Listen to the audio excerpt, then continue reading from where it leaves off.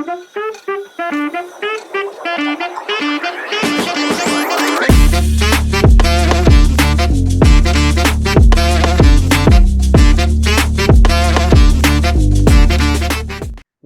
to another episode of Breaking the Glass Ceiling. This is your host, Kofi Thompson here, and I am super excited for our guest today, Erin Floyd. And if you guys don't know Erin, she is a senior vice president at Truist Bank in the North Georgia and Atlanta region, where she leads multiple branches successfully. She also serves as a Georgia regional co-chair for Women at Truist, empowering and strengthening women to advance in their careers. In addition to that, Erin is also on the board of several nonprofits, including Millionaire Mastermind Academy. Erin also mentors and serves various leaders weekly and shares tips or tools for success through her Activate Mentorship program, where she helps others maximize their purpose and unlock their God-given potential. She also leads with a philanthropic heart, where she spends her time in prisons, addiction centers, cancer treatment centers, shelters, and in her community, helping women reimagine their lives after incarceration, addiction, and trauma. And we're not done yet. She also has her hands in the beauty industry through a women's empowerment cosmetic line, uh, Des Cosmetics, with the goal, or D's Cosmetics, sorry about that, with the goal to empower an everyday woman to see beyond the surface of her skin and love herself from within. And if that wasn't enough, she does all this while being a super mom to 5 children and married to her husband, Jason. Welcome to the show, Erin. Wow, quite a resume. Thank you so much, Kofi. Thank you so much for having me. You Yeah, reading that is very humbling to me. Thank you. Like, yeah, who was that person? right. And we're gonna dive into it today. I'm excited because one thing, like I remember when we first talked, I know, and it was just like, when you have a connection with someone and you can truly see, like, just not, it's not about the accomplishments, it's about the obstacles you've overcome in life. And I'm so excited to dive into this because you really lived such a inspiring journey in your life, Erin. It's awesome to Thank see you. the things that have happened, but despite all of that, you continue to persevere today. So with that, I mean, you weren't born out of the womb this overachieving person. I'm sure that a lot of people may see you and they're like, wow, like how is she able to do all these things? But the reality is, like, life threw some curveballs, at you in the beginning, right? Yeah, So most I'd love definitely. for you to, share your story because I was so inspired by it. I know that so many people are going to be inspired by just hearing, all the challenges you were able to face in your childhood and what will bring so much more light to the accomplishments you've had today. So yeah, please share your story for us, Erin. Well, thank you so much, Kofi, again for having me, and thank you for allowing me to share my story. I was born and raised in Atlanta. I Mhm. am a native Georgian, and ironically, my mother passed away when I was 2.5 years old, Hmm. and I was adopted by my grandparents.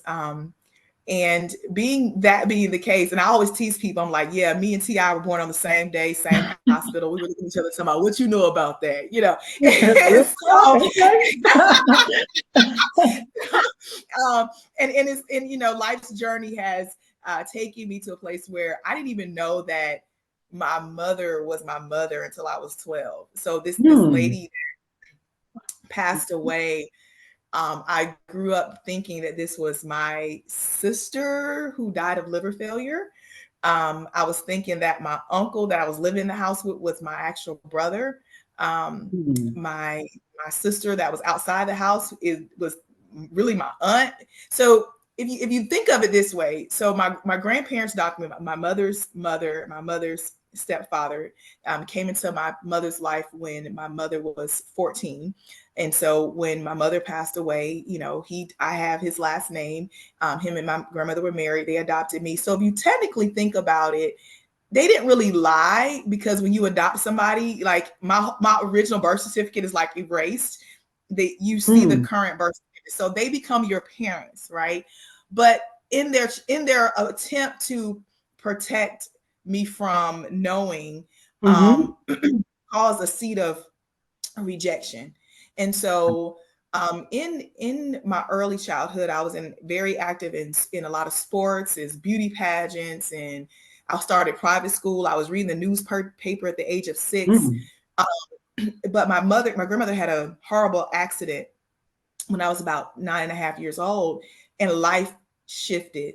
Mm. And with her having the accident, she had a corporate job. My dad was in the military, retired sergeant major from the military. He was gone a lot, but by this time he began to retire and he had his own business. So I come from a entrepreneur household, Mm-hmm. and I just remember life shifting, relationship shifting, and it would pain my grandmother to even for me to be publicly sharing this conversation, but it's my truth, and it's the God's honest truth. She was very physically and verbally abusive, Mm. and a lot of her actions that she took out on me, some things are accepted. I was talking to a peer earlier this week, and we were kind of talking about certain geographical locations where people lived and Mm-hmm. how far they were removed from slavery. So just to be honest, in the Black home, we have a lot of our families that are one generation, especially if you're raised by a grandparent, one generation from slavery.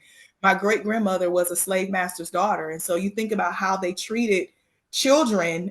You get beat sometimes till you passed out. And I'm not trying to be Yeah. funny, but when you think about the abuse that was placed on the next generation, Mm-hmm. so those generations will beat you till you pass out. By the time you get to my generation, it may not be beat till you pass out, but I ain't got no more tears left. And so Mm-hmm. there's so much that was taking place, and where the verbal abuse, the physical abuse, and where it was thinking to help a child, it was really damaging.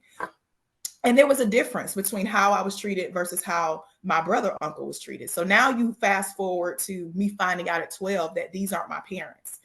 So it all these different emotions, this downward spiral of rebellion, trying to figure out, who do I belong to? Where do I belong? Where's my daddy, and why didn't he want me? What is happening here? And so I began to rebel. So by the age of 15, I was in and out of juvenile detention. I was in foster care.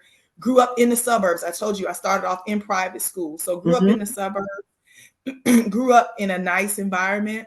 I went from having to having not, stealing cars, Mm. hanging with gang members, understanding what it's like on the other side, right? So you Yeah. got a suburban kid trying to be that hood kid, but really not. And Mm-hmm. so I'll find myself in space and they're like, go home. You don't fit in here, Yeah. and it's really God protected me, Kofi. Really, that's really what it Yeah. was. And so I remember doing certain things and watching other people get caught, but I didn't. I Mm. remember in certain spaces, and unfortunately, some people didn't make it. They're not here to tell their story, but I am. I remember supposing to be with my son's father, so I ended up having to get pregnant in foster care by the age of 15.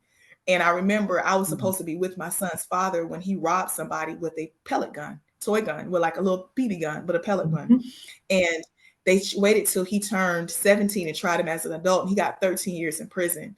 Well, the day he did the crime, the Chamblee police picked me up to take me to the DeKalb County Children's Shelter for foster care.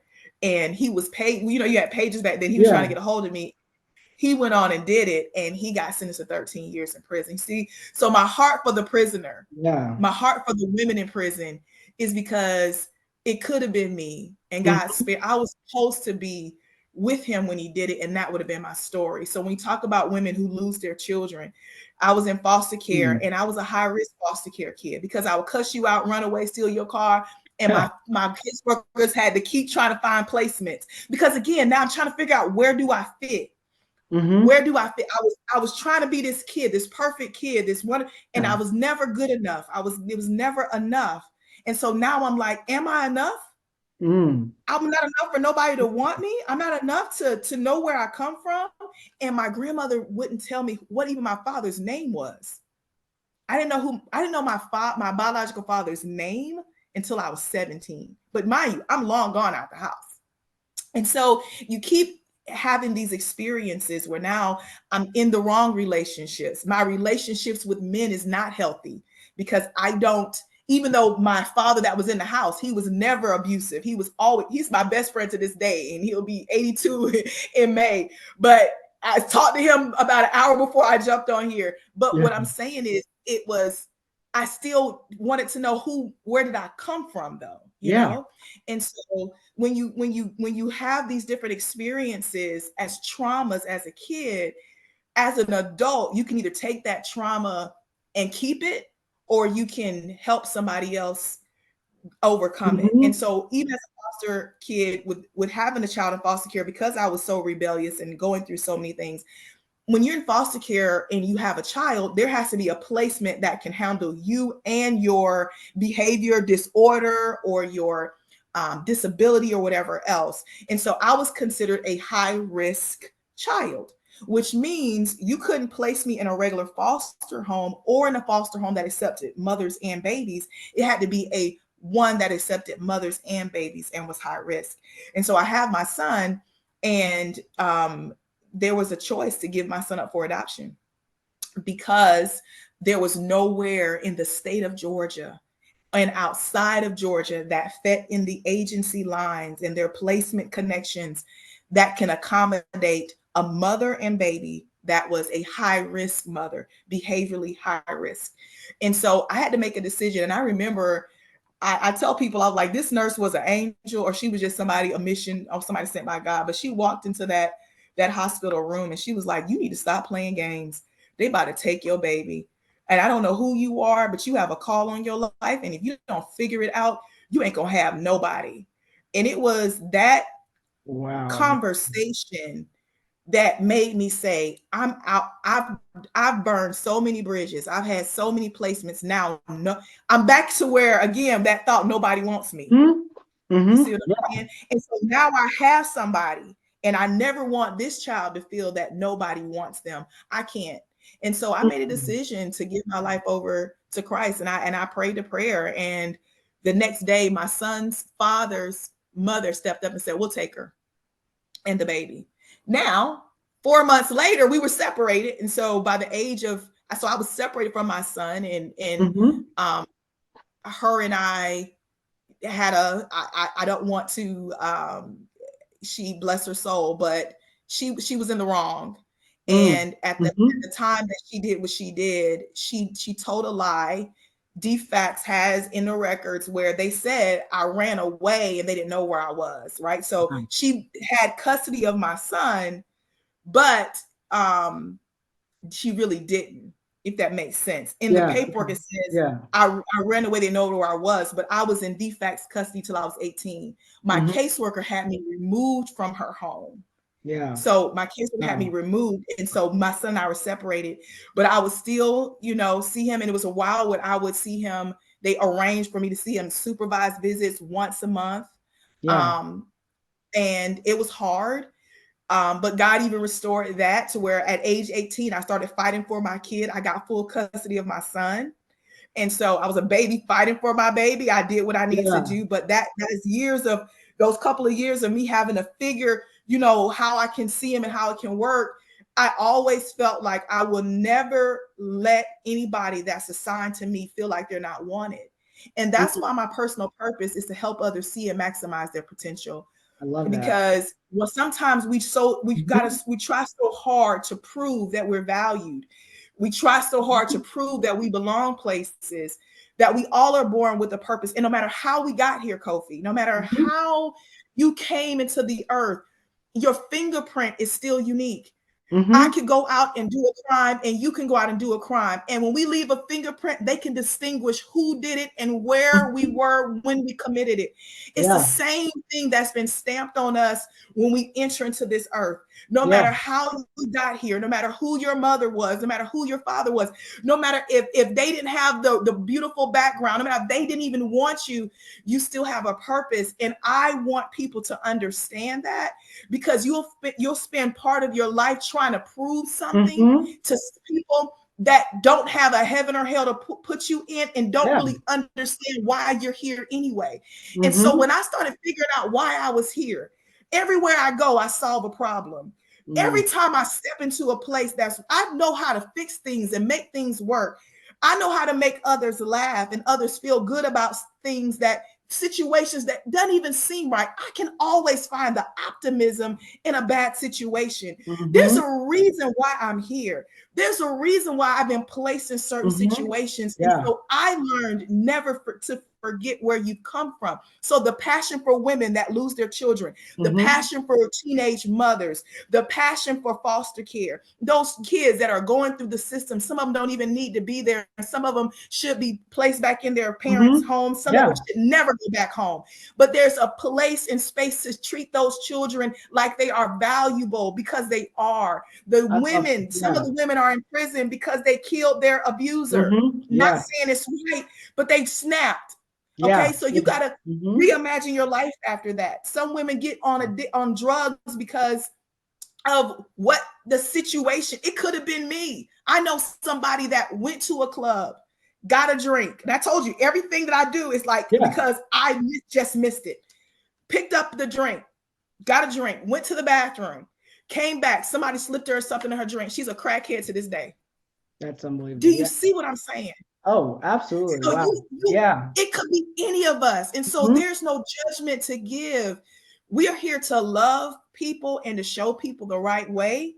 And so for me, no matter what I'm involved in and no matter what I do, my background that I've had, even abusive relationships, even being in wrong relationships, even not loving myself enough to say no when I didn't feel like I was being treated properly. Having to overcome those obstacles gives me the compassion that I have and the fire and the genuine and the authentic nature that I bring to every situation, even through makeup line, right? Women deal with low self-esteem.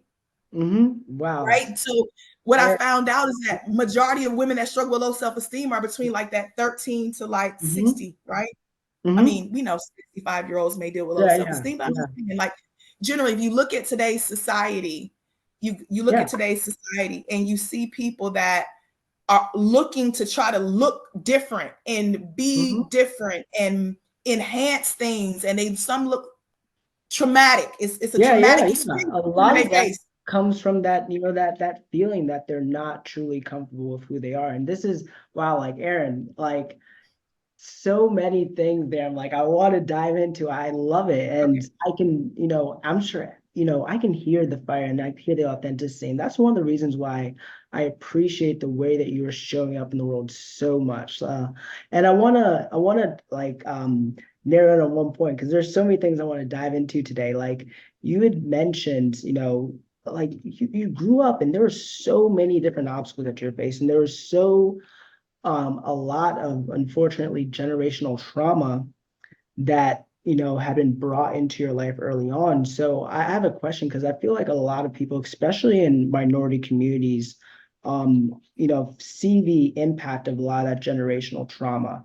And how would you say you were able to end that generational trauma and start living life in a different way for your children, your community, instead of just repeating, those same behaviors that you were shown? That's a great question. And it's so funny. I just had this conversation with somebody earlier this week. First, I had to acknowledge that they existed. And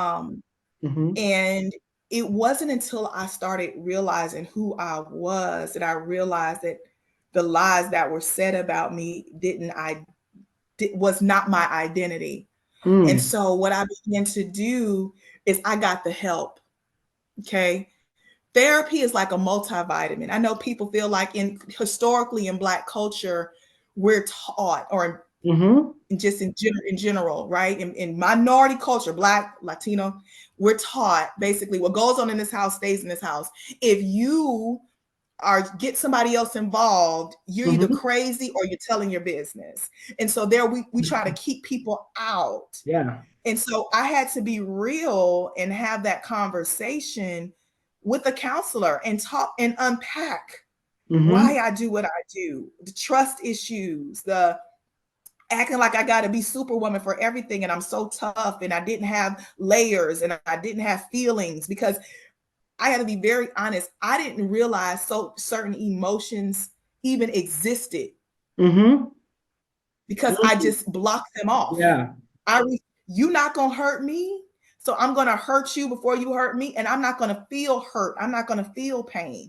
Mm-hmm. I genuinely have a high tolerance for pain. I think that's just resilience Yeah. and things that I did my ancestry. I have 31% Nigerian. I'm Igbo. So I think part of that is just comes from DNA. I was studying that Warrior tribe. tribe. Yeah. Yeah. So, but some of the things that are inherent in resilience and the high tolerance for pain also come from a place of pride, that Mm-hmm. I was hurt Yeah. and traumatized so much I didn't want to feel any more pain. And so you got to unpack that, because God gave us the emotions for a reason. They're like seasoning on a steak. You just don't want to eat steak by itself. You want the flavor, but you don't want to eat a bowl of seasoning. But you Yeah. need the seasoning to flavor what you are, what you have. And Mm-hmm. so our emotions season our personality, they season who we are. That's what makes us human. And Absolutely. so I recall having to unpack it, getting the help. I have a degree in psychology and I have a degree in Christian counseling. So I counsel others. My husband and I, we counsel married couples on a weekly basis. But it was really like, let me talk to somebody. Let me unpack it. Mm-hmm. And then let me identify and let me get some accountability partners to help me identify when I'm stepping in that space. And when you don't have people around you that can hold you accountable and be like, we're not doing that, that's another problem. And sometimes we're afraid to build those types of relationships because we haven't took the time to unpack and trust. And so even my children now, my oldest son is 26. So we friends, he my homeboy, and now he has two kids. I tell people we grew up together, honey. That's my homeboy. But now he has two kids, and he said, "Mom," like he even said to me the other day, he's like, the mama, because the younger siblings, there's a 10-year gap, and he's like, Mm-hmm. "Mama, that that ain't the Erin that raised me." But I allow, because there were certain things that I still had with him. And then Mm-hmm. I got Yeah. free. And then so now with the youngers, like we have conversations and we have open dialogue about, not because my kids are raising me, no, because I want them to know that they're valued and they're human beings and they should be able to articulate how they're feeling, Mm-hmm. or to be able to tell me, Mom, that wasn't, you perceived that incorrectly. I didn't have an attitude. And let me give you an example. So my oldest son, when he was growing up, his voice was changing. Mm-hmm. And Yeah. he was 13, and he was talking to me one day, and he was like, I didn't do that. And it was like he was, but it was his voice. Yeah. And I got ready, we ready to pop people in the, okay, old school, pop them in the mouth. I never, don't Yeah. pop the other kids in the mouth, but you ready to, that still getting that out of my Yeah. system. Yeah. And he's like, Mom, I'm not yelling. I can't help it. And so when his twin brothers, they're 16 now, when they went through that a couple of years ago, we kind of laughed, and he was looking when he was over at the house. He was looking when he was like, now, I remember when that Yeah. happened to Yeah. me. I was Yeah. like, your mama learned, Yeah, so. absolutely. Wow. I love that. And, I really appreciate what you mentioned there too, because I believe like, there a lot of times people can carry that generational trauma in life. And in order to really be able to, move to the next place, you really have to go on a journey of like, one of my favorite songs, Michael Jackson, Man in the Mirror. Start looking at yourself in the mirror, like, who are you really? And you have to get vulnerable. I mean, that's one of the hardest things, especially for like minority communities. As a Black man myself, like it is taboo. Like as you said, like it's very taboo to kind of be more vulnerable, be more in touch with your emotions, understand those aspects. But that is what makes us human. And if you're not able to face those things, like it is going to be like nearly impossible, if not impossible, to heal and be able to, experience, a new, like more fulfilling life at the end of the day. So those things are so important. So, being able to seek out, whether it be therapists, mentors, coaches, people that have gone through some of those struggles or have a great understanding of them so they can help you navigate these things. Because, I mean, I kind of see it as like, why try to figure it out in 20 years when someone can help me figure it out in a couple of years at the end of the day? So I love that.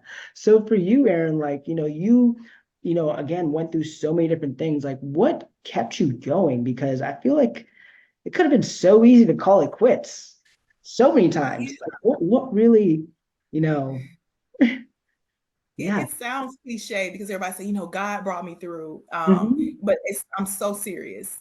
It Yeah. was my relationship with Jesus Christ. It was my faith. And God always sends that person. God will give you destiny helpers. And so Mm-hmm. what I realized is that in life, it's not about who doesn't like you. It's about who favors you that really matters. Mm. Because Mm. if you think about like everything I base on biblical principles, and you think about in the Bible, like Esther, the other women didn't like her, they didn't want to have anything to do with her, but it was the favor that she received with the king's guard to know what to soak in to get the king's Mm. attention and to get favor of the king. And so I've mastered that throughout my career.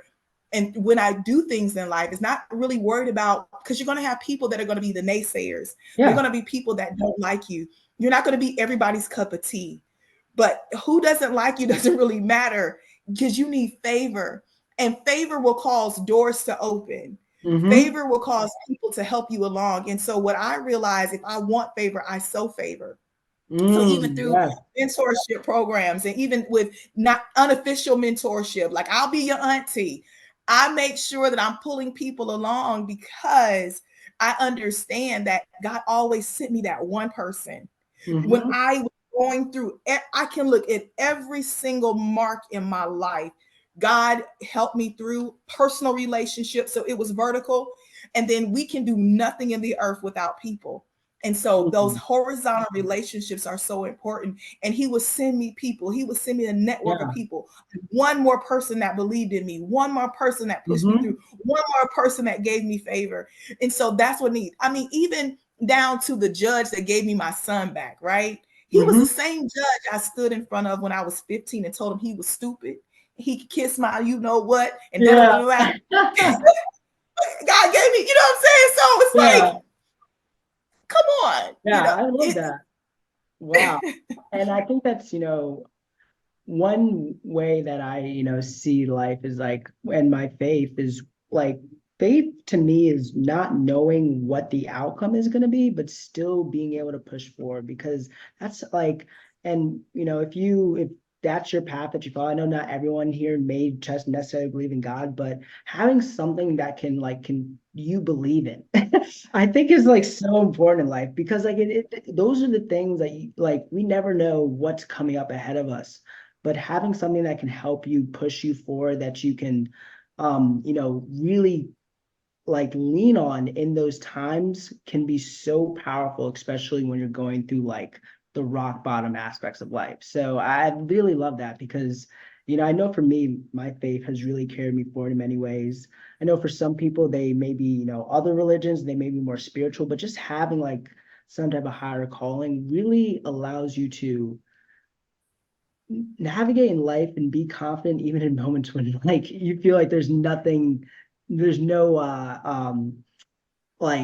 experiences you can be confident from, or there's no like track record. You can just go and you can continue if you really have a strong faith in the things you believe in. So I want to switch gears a little bit here, because one thing I believe, and you're truly a testament of this, is that anyone can, really be successful. Like me personally, like I grew up in Section 8 housing. Like both my parents had mental illnesses. Like I like right out of 18, I moved out, didn't really have much. Like, and I feel like a lot of times people may look at others and be like, oh, they must have some special thing, or they must have, had some great opportunity, or they were lucky, right? That word lucky, I think that lucky is preparation, meeting the opportunity at the end of the day. But I digress. So I believe everyone can be successful. What do you feel like people often lack that keeps them from truly being successful, whether it be like skills or mentalities? Like, what do you feel people are often lacking that prevents them from finding To success? your point, preparation and believing in themselves to be able to. So for me, I had to find out what my purpose was. So I went to who I believe is my creator. What Mm-hmm. did you create me for? So once I identified why I was here and have a why, if you don't have a why, you're not Mm-hmm. going to feel like you want to do anything. You always got to have a why. Yes. And so if you feel like you're owed something and you're entitled to something versus you actually earn something, then it will cause you to miss opportunities. And so opportunities don't sit Mm-hmm. idly by. They wait for us to seize the moment. And so when you are prepared, they come to you. And so for me, every position that I've received from a corporate perspective and from outside, even board memberships, ministry, whatever you want, anything I'm involved in, opportunities to do things, it was because I was prepared. Mm-hmm. I showed up in excellence and I had a track record of preparedness. And so for me, I've done roles before I got them. And so when something came up, they're like, oh, well, give it to Erin. Let her, So there's been times I never had to apply for a role. I would get tapped and say, hey, we want you to put your name in it. Are you interested? Mm-hmm. Send an email. Hey, this is coming up. I want you to do it. Would you like to take the offer? You see what I'm saying? So Yeah. there are Yeah. opportunities that come because you're prepared and you stay ready. And you can be a specialist, but sometimes you have to decide if you want to be a specialist, which you specialize in one area specifically, do that, master it, and be excellent. Or you can be a generalist. You can know enough about enough to show up well, and then you delegate and get you some specialists on your team. But if you're Mm-hmm. not prepared, if you don't have a why, if you don't believe in yourself, if you don't have a work ethic, then you are not going to be successful. And success does not always translate in dollars. I Mm-hmm. measure my Absolutely. success in how I show up, my leadership voice. Mm-hmm. Is my leadership voice resonating? Am I being influential? Is my mark being left on others? Am I making a difference? Success to me is if you have 10 people on your platform or 500 and only one person is able to take away something and say their life is changed and it's the better because of hearing me. To me, that shows up to me as success. And so some people may view success as, did I make $1 million this year? Did I net, you know, up to 2 million this year? Some people Mm-hmm. may measure success. Did I get promoted from this year to next year? I measure success in people. My success from, did I re in replicate myself in somebody else, not me as a clone, but what I'm saying is the Mm-hmm. values, the passion, the believership, the purpose. Do I see them receiving what I was able to impart to them? And is their life the better? To me, that's success. My family, that's success. I love it. Oh man, you mentioned so many amazing things there, like having a why. Like I believe that is like such an important piece because like oftentimes people may just do things and not really know the rhyme or the reason. And if you are just doing something because it may sound good, you're doing something because it may look good, like once you get into like the pit of it, I call it the dip, like you are gonna quit. And if you don't have a strong enough why, if you don't have a strong enough reason, like you are not going to last. So I believe it's so important to like actually look deeper when you're about to especially take on like a career, start an initiative, start a business. Like what is your why? Because that why is going to carry you through those darker times. And then also being prepared, like that is something that like if you're going to show up in any space, like especially if you're in a space with people that you may be I don't know, doing a presentation for or showing up for in some way, and you're not prepared, like it doesn't matter what that relationship was, it doesn't matter like how nice you look, like if you're not prepared, that is going to it's your reputation at the end of the day. And that reputation, like I always say, it takes 5 years to build a reputation and 5 minutes to destroy it. Like you want to always be showing up well and being consistent too. Oh my gosh, consistency. That is something that I feel like everyone, especially today, needs to hear. Like being consistent is so important. And if you're like, I really see a lot of things as like instead of like me building a habit, I'm building a lifestyle. Like I'm gonna build a lifestyle of being healthy, making sure I'm like hitting the gym, eating the right things, doing all that stuff. And it really takes you, going through this like transformation where you're changing your beliefs, changing your actions, changing your character, and eventually changing your lifestyle. And all of that requires consistency. Like I always see people that like want to make a change and they do something for a couple weeks or a couple months and expect some grand thing, and I'm like, your timeline is so short. Like you should be looking like 5-10 years down the road, because realistically, like it's gonna take that long to see significant changes. And then Yeah. lastly, opportunities. Like I believe, God will give us a seed, he'll give us the ground and the sunlight, but he won't plant the tree for us.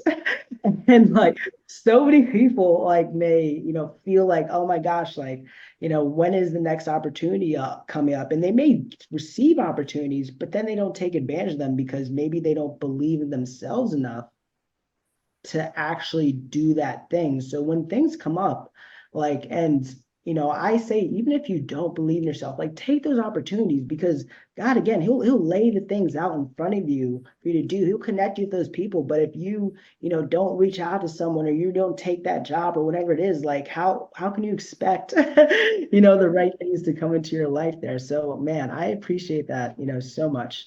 I want to switch gears here again. Man, there's so many different things I want to dive into now. So I'm sure like you don't really like the reality is you don't really see a lot of women, and a lot of women of color, especially in the career space that you've been in. So I'm sure it wasn't just like smooth sailing for you. Like, were there any like obstacles that you faced on your journey, climbing the corporate ladder and where you're at? And I'd love to know if there are any like lessons that you've learned, after overcoming those obstacles as well too. Absolutely. A lot of obstacles that even still, there's still some room for improvement in the corporate world. We Yeah. still have a long way to go. And I've always felt like I've had to work 10 times harder and prove myself. And Mm. my voice is naturally loud. I am naturally confident, Mhm. or come across that way to people that seems to be intimidating. Mhm. And I don't lack luster in my ability to articulate myself in public spaces or in front of people. And so sometimes that can be intimidating for those who don't bring that to the table. Yeah. And so when you have people that are insecure about you taking their role, or Mm. usurping their authority, or you not really being a team player, that Mhm. that intimidation can turn into sabotage. They will try to. I've been sabotaged. I've been lied on. I've been um, erroneously accused of things that I had to defend my reputation. But back to the early point, I remained consistent. My work ethic is my work ethic. My name is my name. What I bring is what I bring. And so we're at a place in my time frame. You mentioned 5 years to build a reputation, right? People saw consistency and realized, wait a minute, she's like this all the time. Like there's nothing disingenuous about her. So people realizing that me wanting you to win is not a facade. Me Mhm. wanting you to win is who I am. Me being on your team is who I am. And so I would find myself sowing the right seeds of, let me help make my boss look good. Mm. Yeah. Let me help make my person on my team look good. Mhm. Let me work and show my value. But I also had to add the balance, because there was also a place of unhealthy Mm. attributes that I developed of perfectionism, to where I always feel like I always had to prove. And Yeah. that goes back to that rejection, not feeling like you're good enough. And that trauma from corporate space does come in. There was recently a African American woman that committed suicide because she felt like she was being bullied from a corporate perspective at one of the one of the universities up north. And so for me, seeing things like that is heartbreaking. And this is 2024. She did this earlier this year. And it's so something still going on, but there is a process of how Black women show up in our authentic selves that's intimidating to white men and white women, because it is different for women in general in a corporate Mhm. space. There's a lot of women that are not in certain positions of leadership in a male dominated industry, particularly Mhm. banking, um, tech, certain places. And so then you bring that down one notch. It's different for a woman, but it's different for a woman of color. And so where you may find corporations that will elevate a woman, you don't see where they are elevating women of color in the manner they need to. And I Mm. just don't just mean African American women. We Yeah. have women in our brown women that are not elevated. There are places and spaces where you won't see Asian women. And it's like, Mm. why? They are extremely intelligent. And so Asian women may not show up in as boldly and articulate themselves the way an African American woman would, from a cultural perspective. Yeah. Yeah. And so it's when we show up and we say how we feel, then we're the angry Black woman. It's like, we're not angry, we're passionate. And Yeah. depending on what part of the globe you come from, your voice may sound like mine. I'm from Decatur, Georgia, baby. We talk like this. And then what my DNA said, I told you I got the Nigerian in me, we loud. And so Mm-hmm. at the end, my family loud. Then I got family, my mother from Alabama. So everybody's loud. We just talk loud. My whole family's loud. And so it's not about getting attention. It's not about trying to out talk you. Our voice just carries, and we're not yelling. We're passionate. Mm-hmm. We're not yelling at all. Like, we are calm, cool, and Yeah. collected. We're excited. We're high energy. And so for me, those things have been hindrances. And I've been told things like, can you tone it down? And I'm like, tone down what? I'm being asked because Yeah. my natural, what are you asking me to tone down? And it wasn't a conversation. It was my passion, my Mm-hmm. excitement. Can you, okay, we're going to be in this meeting. Erin, do you mind toning it down? Please explain. What do you mean? Yeah. And I had a white woman come to me and apologize. I said, what do you mean? Don't be loud. I said, can you explain? And she said, I apologize. That was a very offensive. I said, I'm trying to understand what you meant. Mm-hmm. And I said, I talk loud. What do you mean? Yeah. So, Mhm. so how would you say, like, or are there any pieces of advice or lessons that you would give to women that are striving for those same things you're striving from, to allow them to, continue to show up authentically, but also navigate a lot of those struggles in a way that doesn't, make sure it doesn't impact or detriment them as well Yeah, too. I know it's a hard balance. So, it is.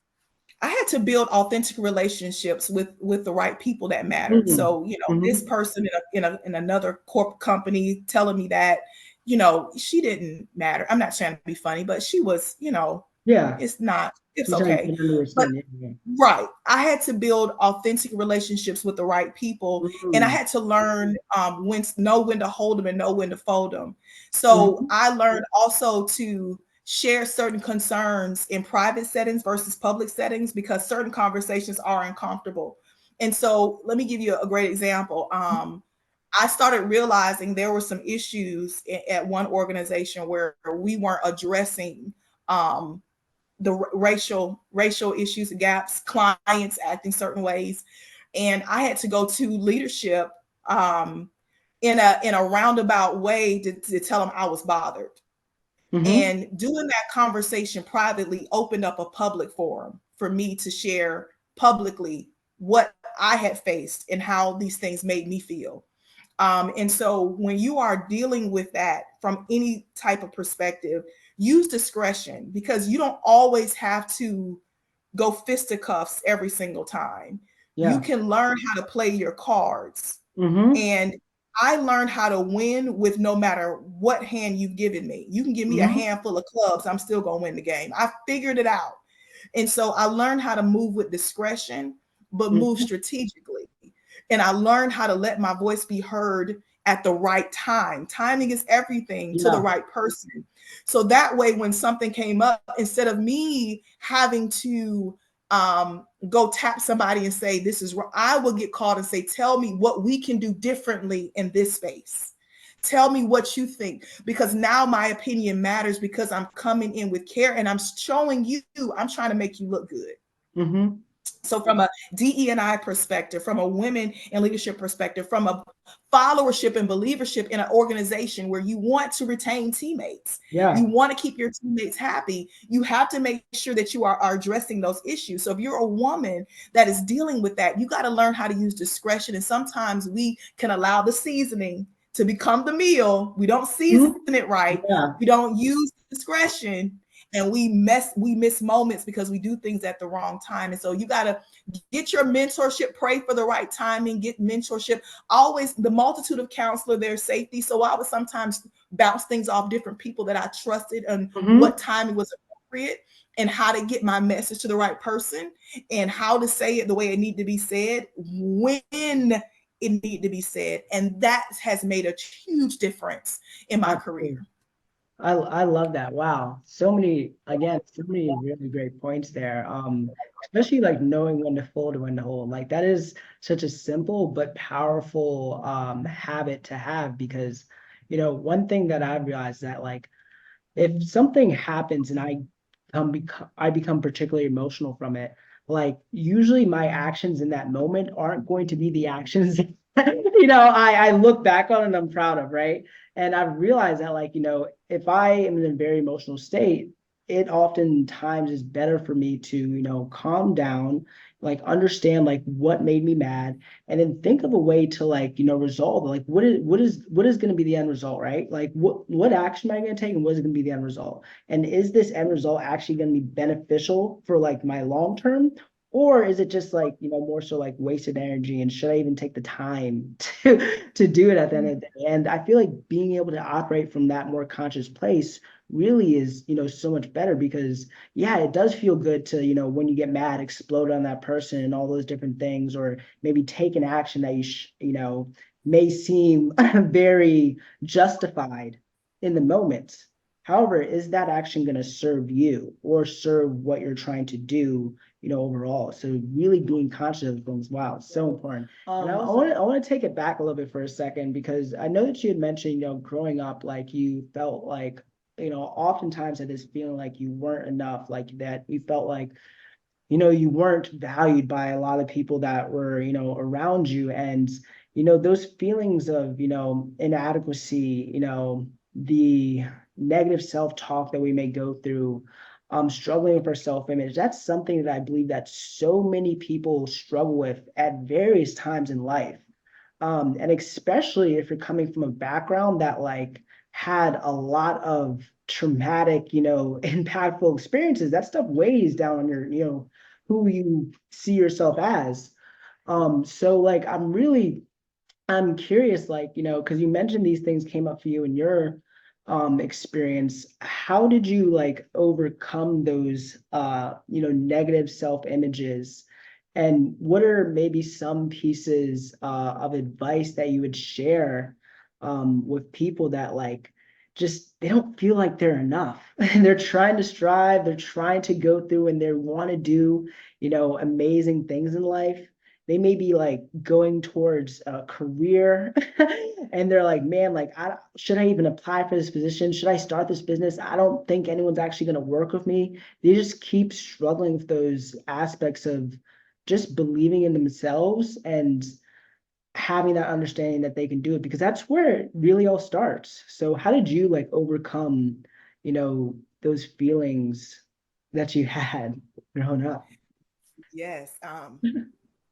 It was really, to your point, those positive affirmations. Mm, Once I found my identity, I did something that I would recommend anybody to do. And we talked about people having different faiths, but I'm talking about my faith in particular. What helped me, I went through scripture and I started finding everywhere it says who I am in Christ. mm, And I started just saying, in him, I'm loved. In him, I'm strong. In him, I'm blessed. And I just started speaking that over myself. And I found, and I wrote down, it was about 84 things that every day I would pull out from the book of Ephesians, chapters number 1 through 3. And I created a platform for me to read through and write through who I am. mm, And then now, inherently, when I'm going through anything, I can create declarations and confessions about what that situation is going to look like. I also trained my brain to think positive, because when you think about the negative emotions, right? When you are upset okay, so back in the day, okay, I was a fighter, yeah. right? So when I knew I was gonna fight somebody, I would be in the mirror practicing what I'm gonna say. I would imagine I'm gonna go Look pop, at pop, both pop, sides. you know. And so I had it all played out. Well, that imagination that I created and that image, it pumped me up. It got me even more angry every time I thought about it. I was ready to go. It juiced me up to go get it. When I was going to compete in anything, if I was playing sports, when you psych yourself up from an imagination perspective before you actually Mhm. do it. When you're going to, if you are a singer, if you're a dancer and you're going to perform, you psych yourself up and you see yourself. If you're an actor, you see yourself doing it before, right? Every great actor becomes their character. Back in the day, they said Julia Roberts used to fall in love with everybody she co-starred with because she literally became her character. Okay, Mhm. so that's good acting. And so what I had to learn to do with mentally, train my brain to not focus on the problem and the negative, because I was creating that atmosphere. So I started Mm-hmm. recreating my atmospheres of positivity, speaking life over situations. So the problem wasn't a problem. I would find a solution. That's why I can see the best in other people, because I choose to reimagine what your life could be like. And that's why I believe in people so much, because I make a decision to see beyond. And so for myself, I would make a decision to see things differently, to imagine my life differently.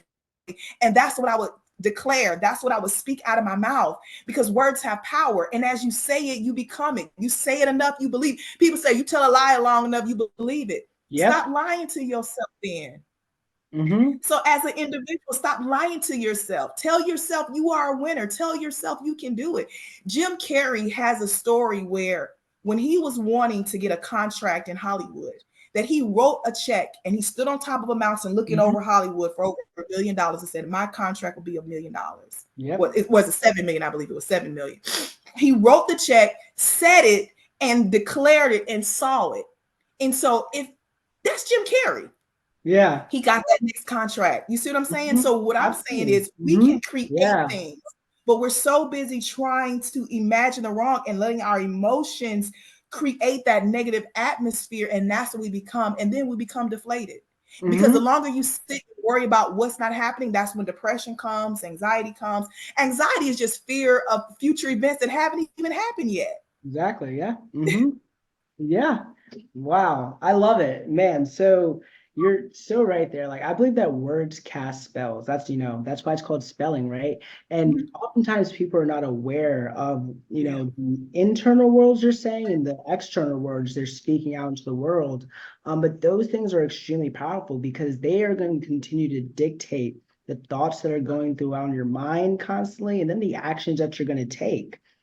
So it's so important to really be conscious and intentional about those things. And like, I think it's, sometimes I feel like some people get a little frustrated because like they're like, man, like they may learn about affirmations, they go through affirmations for maybe like a day or a week, and they're like, man, I don't have any changes, and they stop and they're like, what's they still feel like there's something wrong with them.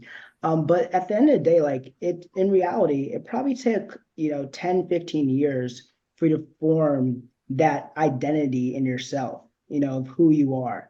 Like you're going to have to take a significant amount of time and a lot of reinforcement to create that new identity and rewrite that script.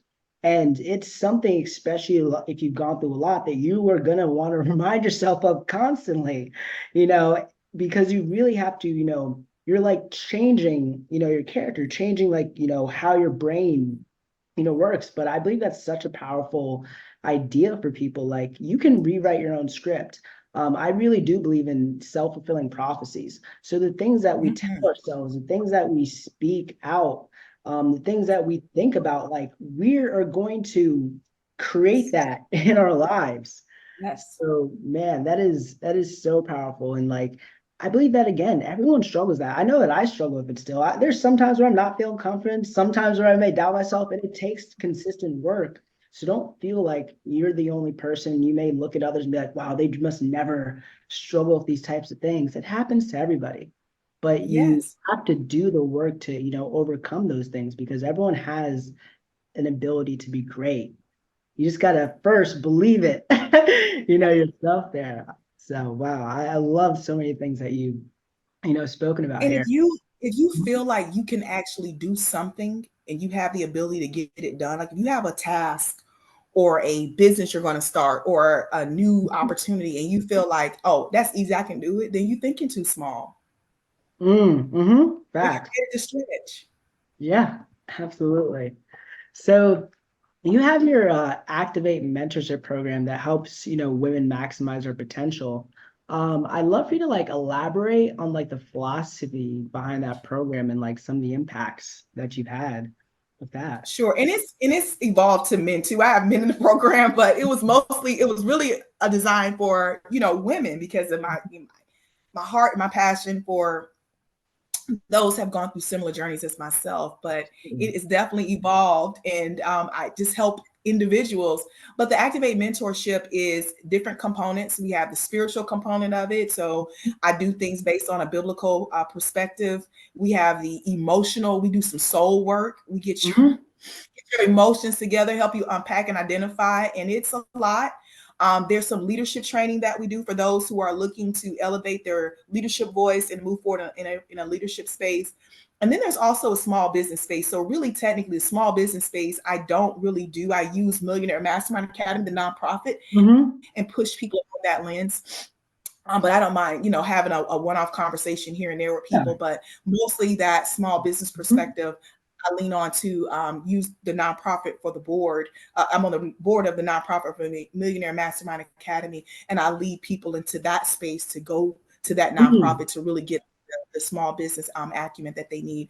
But it's a program that helped me. I believe that Activate, like there's something in you that you have dormant, and I want to push that button, that power button, and help you get started. And I help people identify their purpose. I help people if they just need something, like I just help me to rethink about writing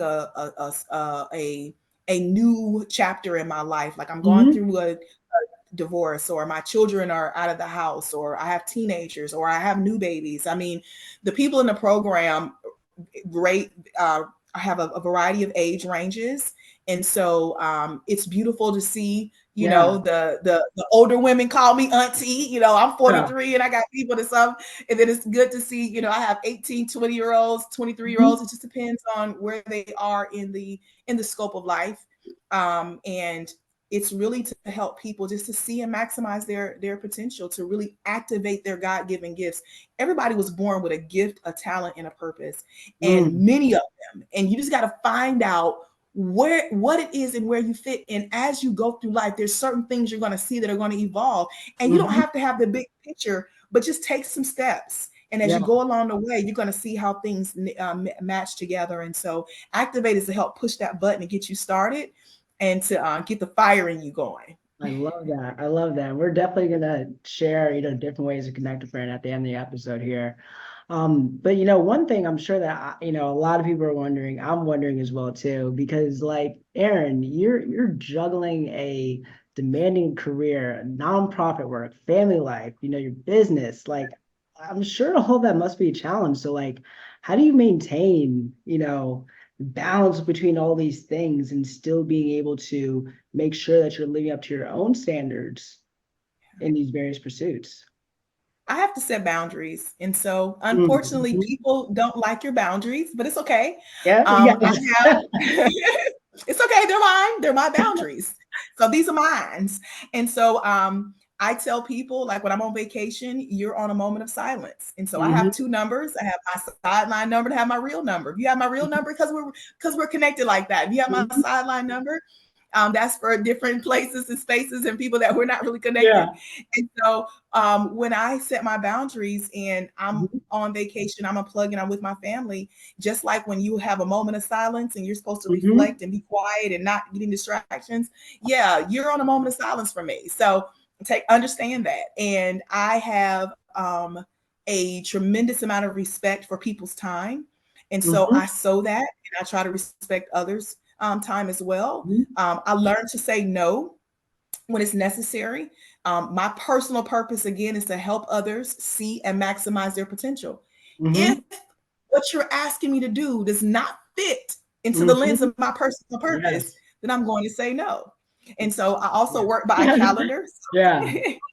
I have 3 calendars that I work by. I have my work calendar, I have my ministry calendar, and I have my personal calendar. And so all these calendars work in tandem.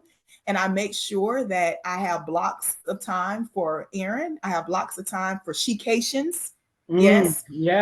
I sow, and my husband sows into my she-cation account. And I don't want to, I'm chilling. This is for me.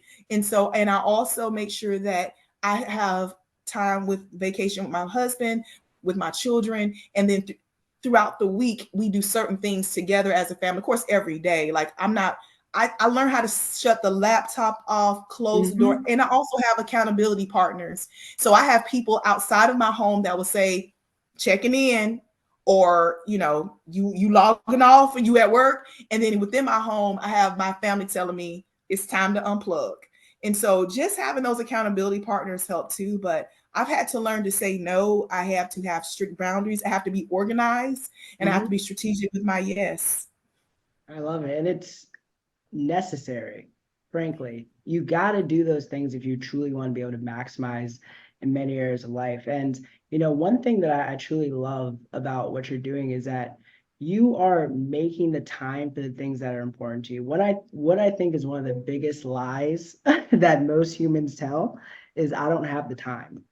That is one of the biggest things that people, tell when they want to do something, but they, they want to think of any, excuse to like get out of it at the end of the day. Like we make the times for things that are important to us. And it is, very critical to make sure that you're setting those boundaries, making sure you're being intentional where you're spending the time so that you can add the right amount of energy and intention into those various areas.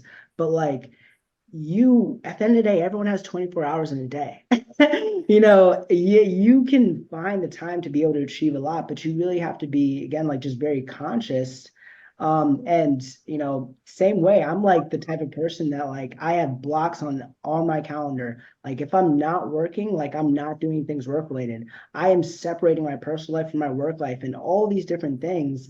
Yeah, it takes work to set up. You got to build new habits, but they allow you to really spend life in the way and in places and with the people that you truly want to spend life with. And you find that when you start doing those things, you're going to find the time that's necessary to accomplish, whatever it is that you maybe want to accomplish at that moment. And yeah, I feel like at the end of the day, a lot of times people may go down that, kind of excuse route. I don't have the time for this. I don't have time to work out. I don't have the time to build a business. I don't have the time to learn how I can grow my finances, become more spiritual, go to church. But at the end of the day, like you will find the time for the things that are truly important for you. So I just, it's such a great example of how you can make sure that you're maximizing, on all fronts there. So I know you answered this a little bit before, Erin, but I just want to highlight it. So I believe again that success is defined in many ways in life, and really success for each one of us is a different journey.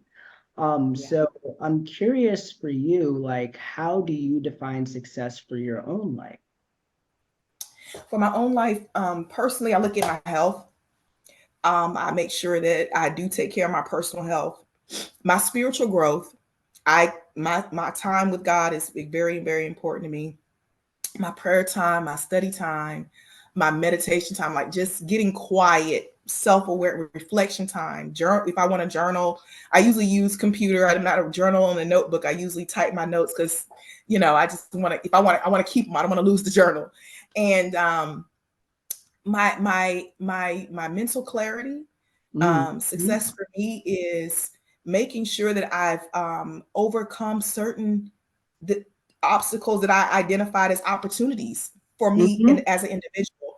So for me, I remember really struggling with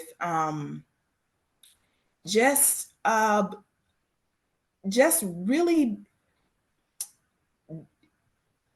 trusting anybody. mm, Uh, and I mean, to down to like, I, I was wondering if I was trusting myself, Kofi. I mean, it was bad. mm. And so seeing the overcoming of that, Yeah. of giving people the opportunity for me, because I will love you, but I may not trust you. You see what I'm saying? Like Mm. Yeah, yeah. we can be cool and you would never know I didn't trust you. Mm-hmm. You know what I mean? And Yeah. so very guarded because of the background And that's, and yeah. having to go ahead. No, I was gonna say, yeah, like, it's very common, especially if you've been hurt so many times in life, right? Like, and like, you think of like for example, like an animal that may have been abused, like it is gonna have problems being around any person because like it was hit so many times. I think it's, a lot of us go through that because like you really, you create this idea of people from those experiences that you've had.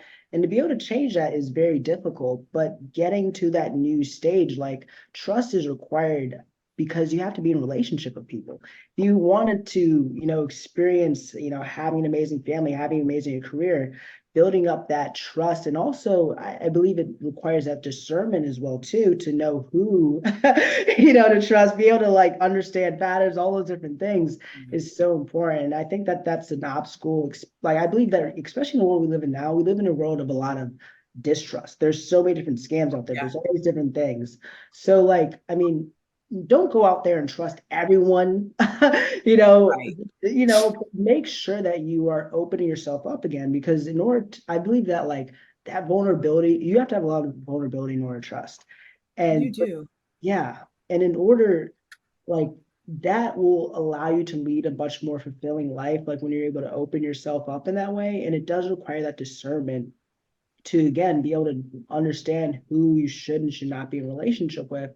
But that at like trust is so important to building anything.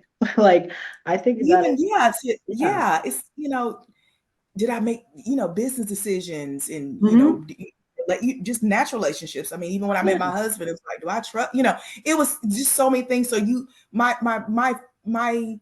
success in my finances is, did I do what I said I was going to do with saving? Hmm. Did I tithe? Did I do these Hmm. things? I measure success with my health journey. Did I work out a certain amount of time? Am I drinking plenty of water? Am I exercising? Am I in a better space health wise? Did my doctor say that my cholesterol was up or down?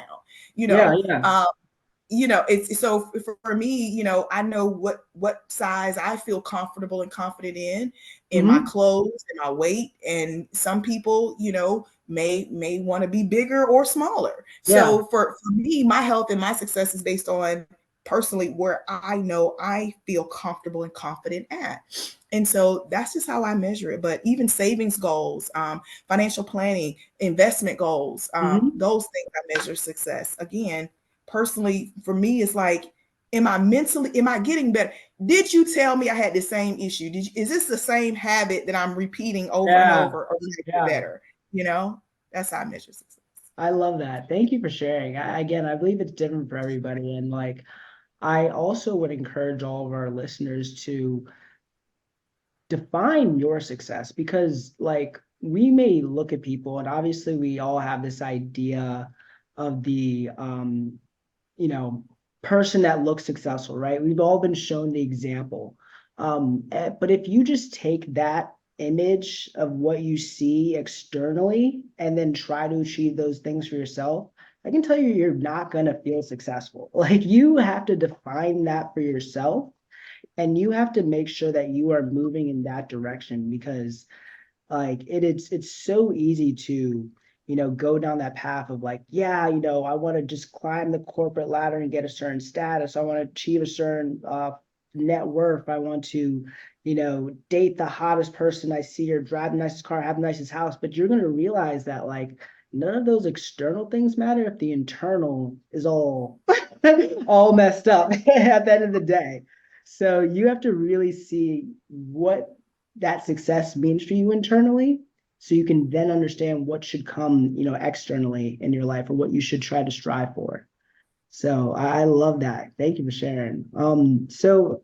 Um I'm sure that there's probably been a lot of people in your life that have inspired you, but what are like some women that you particularly have looked up to in life that have helped inspire you on your journey?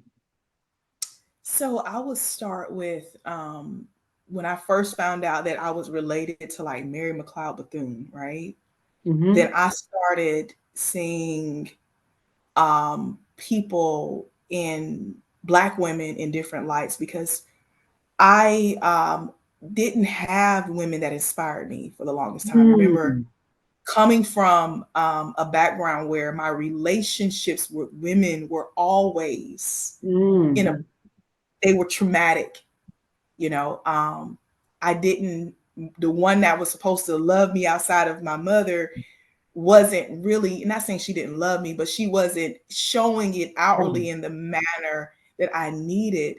I had the wrong relationships with women. So I didn't admire women. I hated women.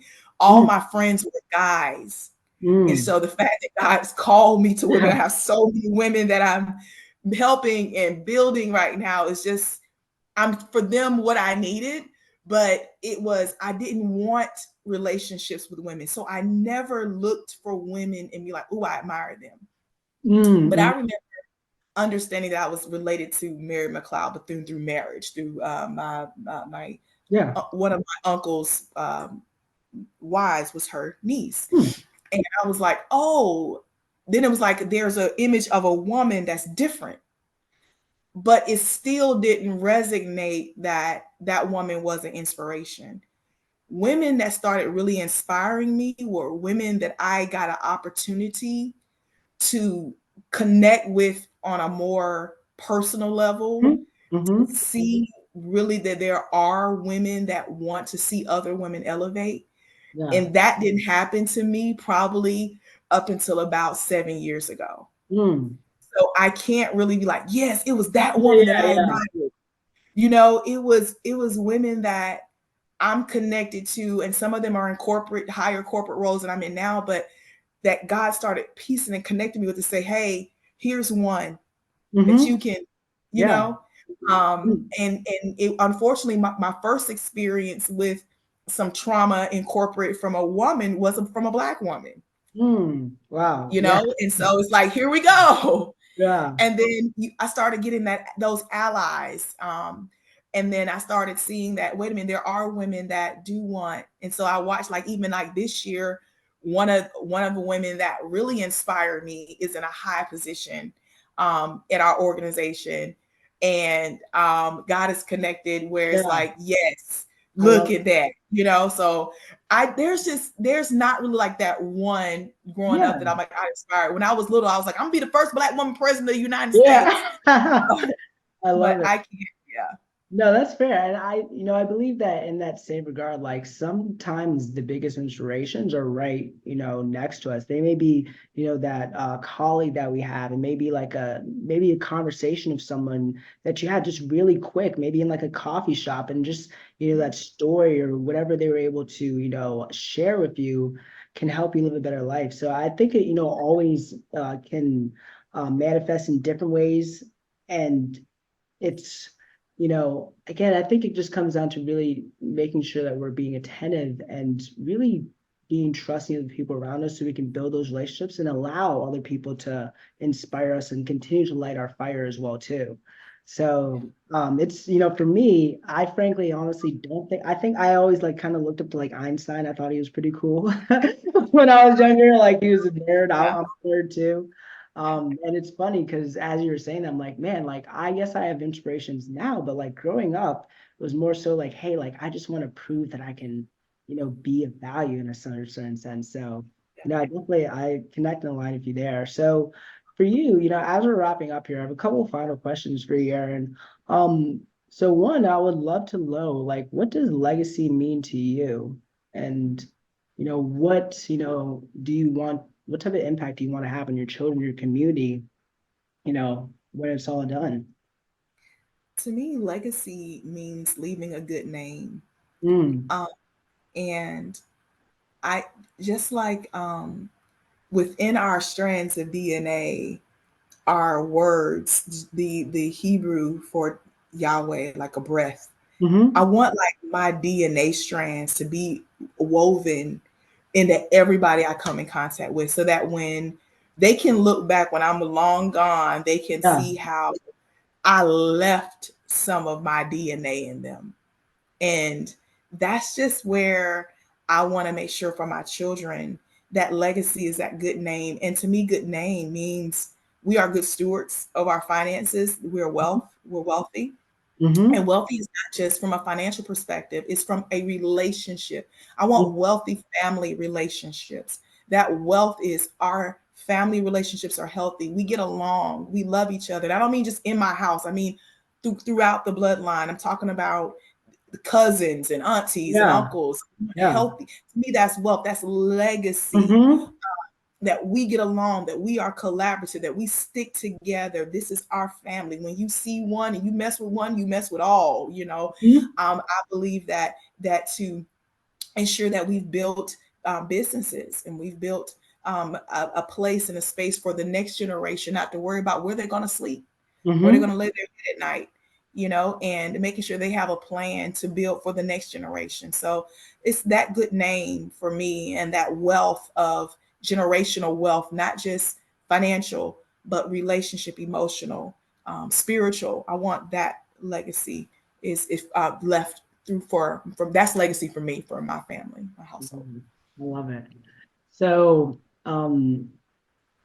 I got this question actually from one of my favorite podcast inspirations. So, I want you to think of like a scenario, at the end of your life, um, and whether you'd be talking to your children or your community, and you're only able to leave them three pieces of advice, or three lessons that you've learned over your life. What are the three things that you'd share? Mm. Seize every moment and opportunity that God brings before you. Mm, Build the right relationships and move with integrity. Live with integrity. mm, I love it. I love it. So, how would you describe someone that is breaking the glass ceiling, Erin? Someone that's breaking the glass ceiling, I would describe him as me, Erin Floyd. Yes, Someone I love it. someone that lives without boundaries, that Yeah. thinks outside the box, is not afraid to think bigger, to dream bigger, but is also not afraid to take people with them. We look think about breaking a ceiling. Uh, One person trying to break a ceiling could be difficult, but if you get a tribe with you, you can Yes. break it much quicker. So it's not necessarily where you go, but it's also who you bring with you that matters. I love it. I love it. So, anything big coming up for you, Erin? Things you'd like to share with the audience? Yes. So I am in March. I will do not have all the details. They are forthcoming of where the venue is going to be, but I'm being honored as one of the most powerful and influential women in Atlanta. And so we'll Mm, be giving that award Women's History Month in Atlanta through a group called Women Looking Ahead. And the mm, Women Looking mhm, Ahead magazine has been around for about 30 something years. They've honored mm, so many mhm. people throughout the decades. And so I'm really humbled and honored to be a part of that. And so I am going to be participating with that. We have Women's History Month coming up in March. And so there are going to be some exciting things. And they're going to be doing for Millionaire Mastermind Academy, doing some 10 city tours, helping women, minority women in business to overcome poverty through entrepreneurship. And then, of course, I have Activate Mentorship relaunch that's going to begin on March the 14th, I believe. It's March Yeah, the 14th. We start spring cohort for Activate Mentorship, and it's going to be either a 90-day segment, so March 14th through June the 13th. So, really excited about that. I love it. I love it. This has been absolutely awesome, awesome, sir. And again, I really appreciate you coming on. I will be making sure to share the links for, the various initiatives that Erin's a part of. So if you guys want to get connected, do not hesitate to tap in. But this has been, again, an awesome show, and I appreciate you sharing your story and just showing up as a person that you are, Erin. Thank you for having me, and I appreciate you, and thank you for your time, and thank you for the opportunity to be on your platform. Absolutely. We will see you guys soon on Breaking the Glass Ceiling.